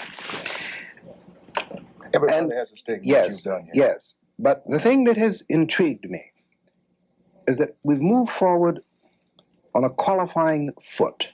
As a reporter, we have written the apology in the lead of the story.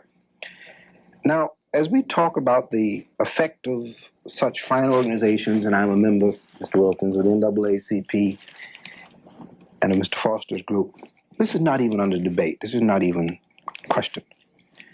What disturbs me is this.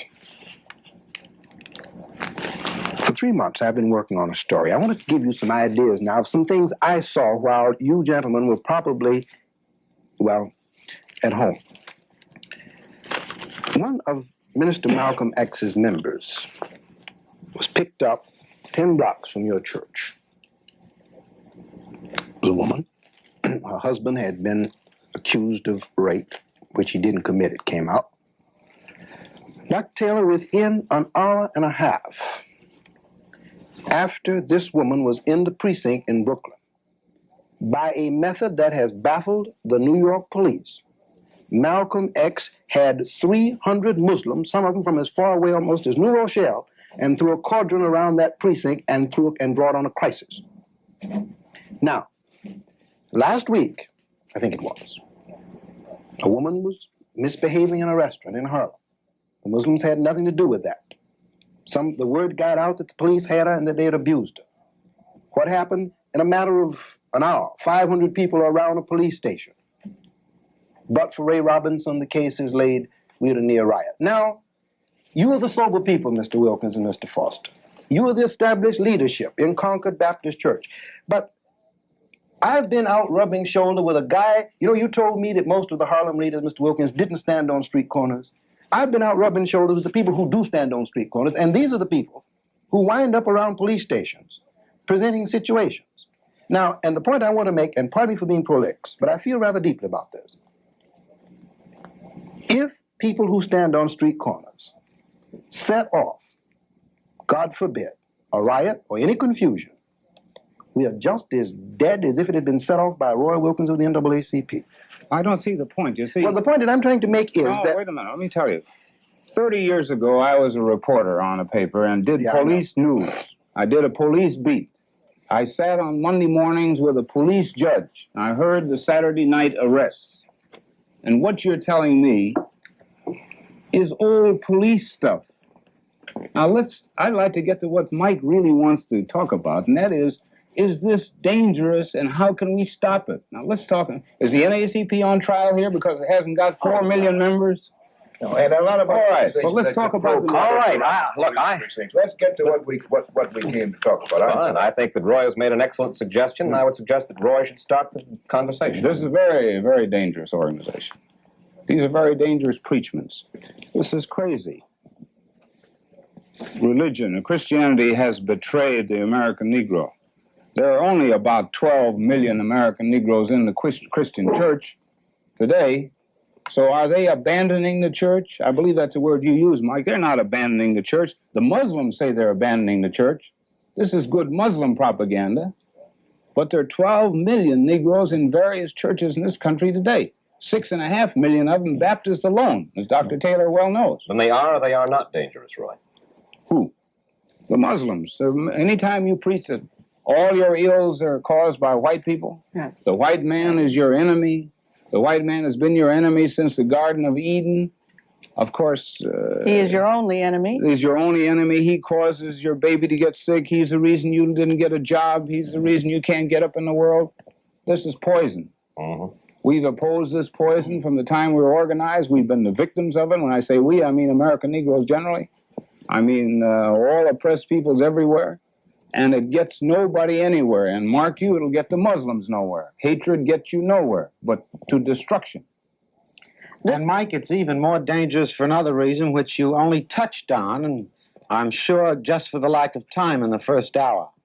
There's been a real development of Arab cooperation with this Muslim movement in the United States. It'll interest you to know, Mike, that only yesterday, Malcolm X left Cairo for Mecca. He was for 7 or 8 days in Cairo, an invited guest of the Egyptian government. We well knew this, Arnold. We knew all of this information, but because we could not document this information, we decided that it would be a better idea not to talk about it. And if you can document this information, that they are supported, for instance, by the United Arab Republic, I would love to see it. However, we asked your office for a month's time to try to give us this documentation, and they were unable to come up with it. Mike, I'm sorry, I can't discuss what you've asked my office because, frankly, I'm not familiar with it. I can tell you what I know, and believe me, if I say it, I can document it. There is an intensive cooperation between representatives of Arab nations in the United States and this Muslim movement. They have been on the platforms of Elijah in any number of instances. The heads of the Arab students in the United States have cooperated with them. In terms of money, I'm not prepared to say. In terms of personnel, in terms of appearance on their platform, in terms of encouraging what they have to say, I am prepared to say that this cooperation does exist, and for which reason? I suggest that the movement is even more dangerous than many of us appreciate. I think we've got to get in here the deeper reasons which we are not touching. The fact that the emergence, the Egyptian thing, for example, brought forth color responses in people, regardless of whether there'd been a relationship or not. I saw a brown woman standing at the corner of 125th Street and 7th Avenue with a pot collecting. She had a sign on her back. Give to the South was on the back, and Give to Egypt was on the front. I took time to have a conversation with her. She was not Muslim. She just was worried about Suez and people of color, you see. So these implications, too, add to the pileup. And I want to go back to one other thing. We are not reaching, I don't mean at all to reflect on NAACP, Urban League, B'nai B'rith, or any other group, but there's a whole mass of people unrelated in our great cities to even the church, which is probably does have the most people pouring in on a Sunday morning. And even there, these cross currents which hit them from television, from radio, from street corners, are not related sufficiently to an ongoing program for them. And this is where I have concern. Can you say something, Mike? May I? You may, as a matter of fact, in about a minute and a half, because we must get in a commercial message or two right at this point. You've got 3 days, just 3 days, to take advantage of the big sewing machine clearance at Macy's and Bamberger's. A clearance of floor samples and demonstrators, many one of a kind, all reduced in price from 20 to 60%. As much as 60% off on portables, as much as 60% off on consoles, as much as 60% off on round bobbin sewing machines of every kind. Every machine sews forward and reverse, darns, mends, monograms, and comes complete with sewing instructions. Every machine has standard readily available parts and carries a Macy warranty. And all are reduced in price as much as 60%. What's more, you can buy now, pay later. But you must act fast. This clearance sale is for 3 days only. Get your sewing machine now at savings of 20 to 60%.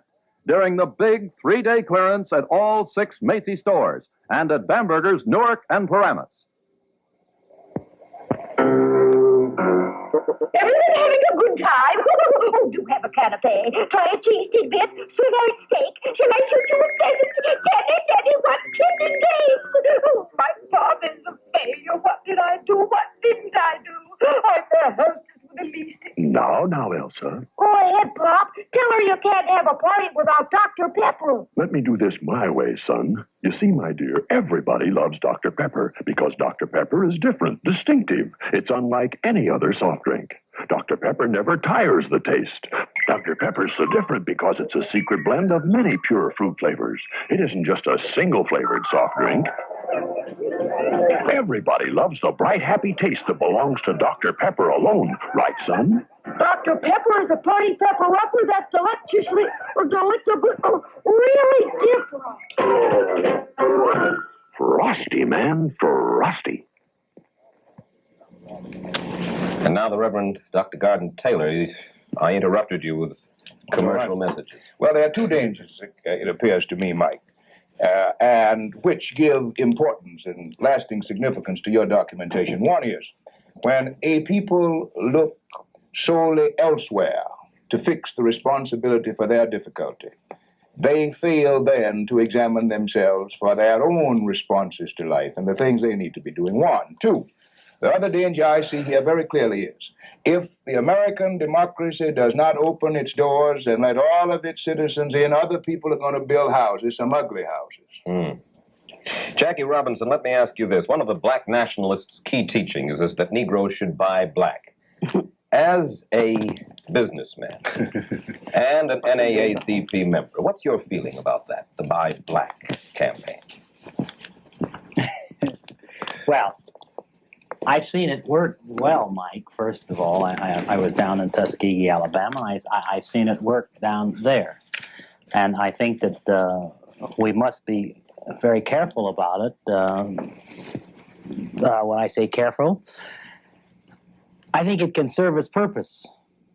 Are you against it? Am I against buying? No, I'm not against buying black. I'm not against buying white. I'm not against buying anything. But the Harlem branch of the NAACP is now waging a fight against certain liquor stores in Harlem. They threaten to picket all liquor store owners who buy from white liquor salesmen.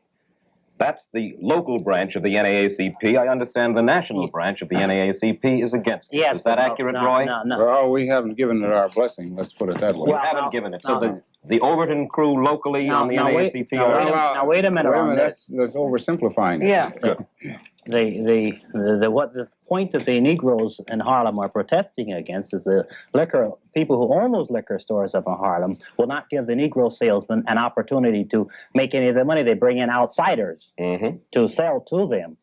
And they're not giving the Negroes the Negro salesmen the opportunity to sell to these different stores. Don't you think And they don't let him sell outside the community. That's right. So he's bubbled up. And they don't let him sell outside the community. And that, of course, is the important part. Jackie, this is not the way we hear it.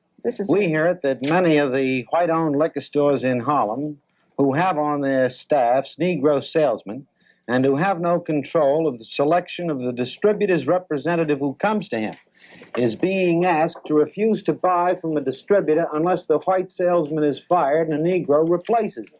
Now, it seems to me that's turning the coin in exactly the opposite direction and affecting discrimination against a white salesman because he's white. That is not so. No. That is not so. I know this because I've been talking with people about this who are on the firing line, so to speak. All they ask is that they have the same opportunities. They can go in there and not even get to the front door, many of them, whereas a white salesman can come right in and sell. This is the one opportunity they have of earning money.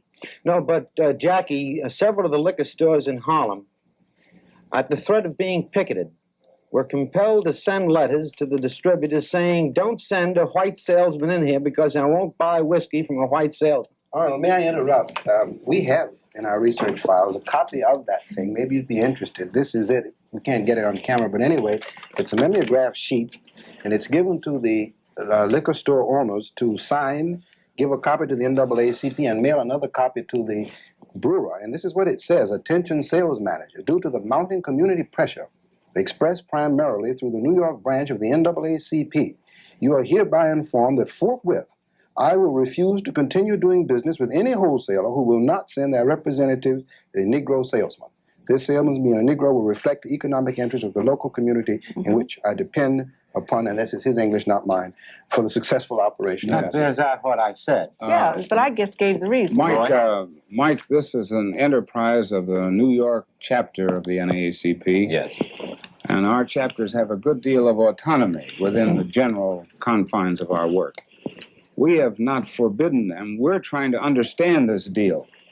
We get one story one day and another story another day. Now, we think there's some right and wrong on both sides. We think some of the Negro salesmen are being And this is the evil of the buy black or buy white system. That's right. It comes back and cuts your own throat later on, you see. We think that the Negro salesmen in some instances are not being treated right by some of the liquor dealers. And we think probably that some of the liquor dealers up there are not getting a fair deal from the people who are putting on this campaign.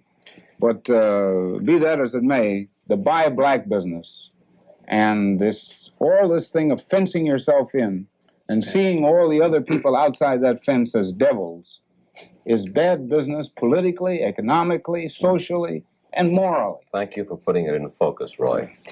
Ann Hedgeman, you were saying during the commercial break that you heard about some 20 meetings in Harlem last night. A young woman called me this morning who came for the NAACP convention. She went on a tour of Harlem. She made 20 mass meetings last night. And they were groups concerned with this whole business of nationalism.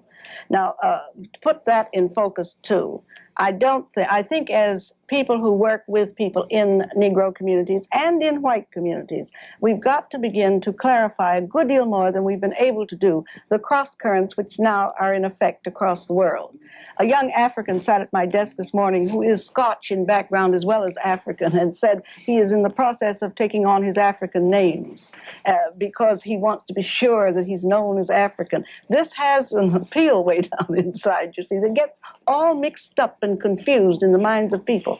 That's why I am concerned, Roy, not that the NAACP isn't reaching more people than it ever has, not that it isn't doing a terrific job or any of the other organizations, but that we do have such cross currents now that I think we've got to devise some new ways of reaching people that we are not doing. And I'm not impressed with numbers because I have learned long since that aside from the dues paying, aside from the number they say, it's the number really committed that work at things that count. And too few of us in most organizations. I hate to say this, but I find more of the Jewish membership of Jewish organizations actually working at it than a great many other members do. And in our large urban centers, there is a real job to be done at the mass level. Now, I can't say, Roy, who's got to do it. I'm not dumping it in your lap. I'm talking about all of us, every one of us. It's a big job. And, Mac, I'd like to ask this. I'd like to know how the real Africans regard the Muslim Africans and the United African Nationalist Movement headed by the Reverend Mr. Lawson. Well, now you've got the two of the groups mixed up. I don't think that Jim Lawson is a reverend. No, he's the reverend, no. But Minister Malcolm X is a reverend. Yeah.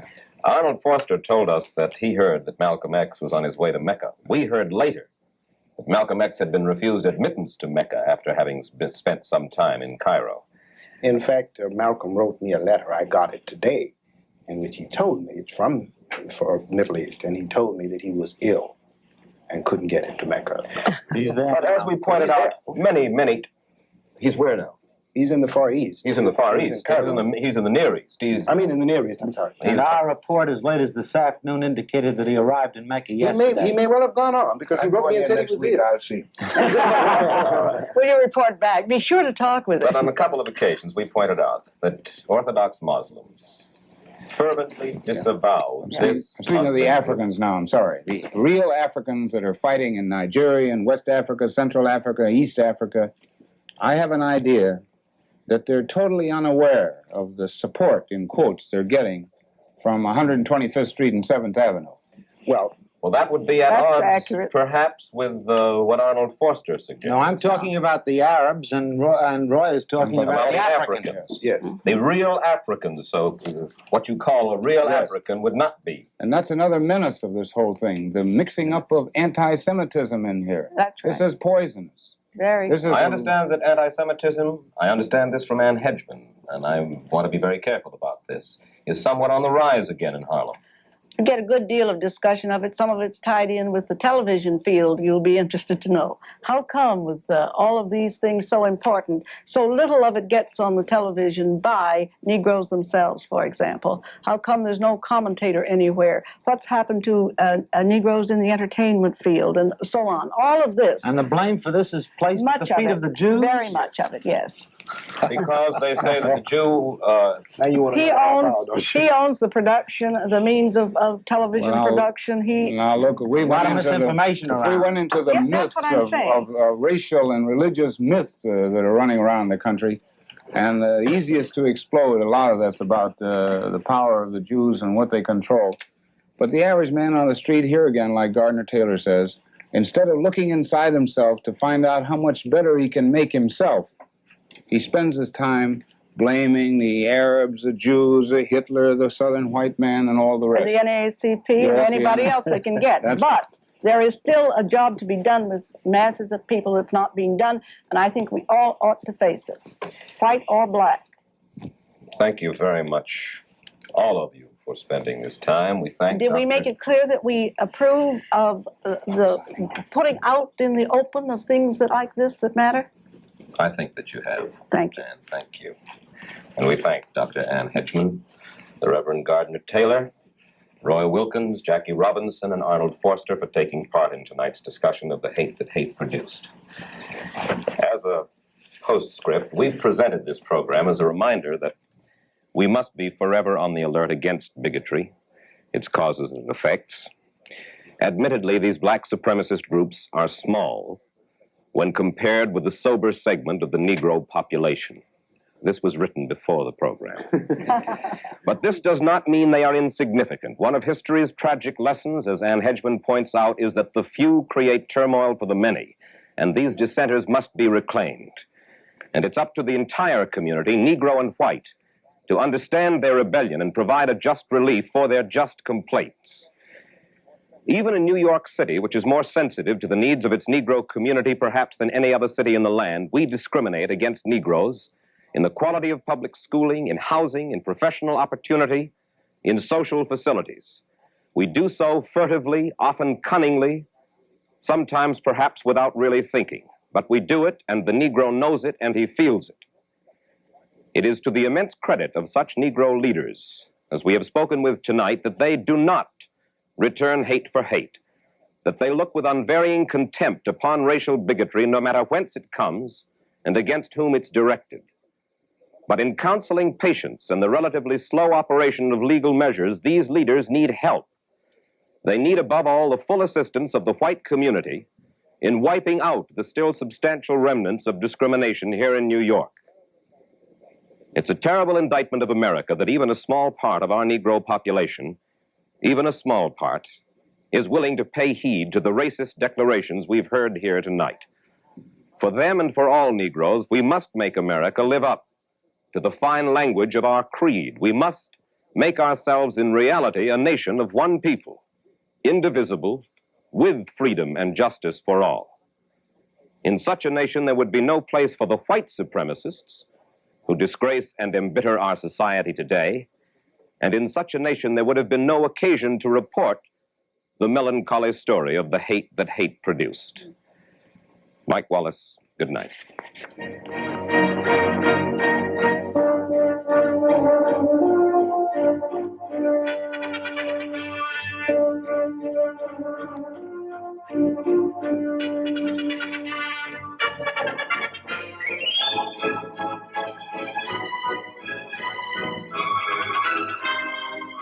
Tonight at 11, watch Ted Steele's Dance Party.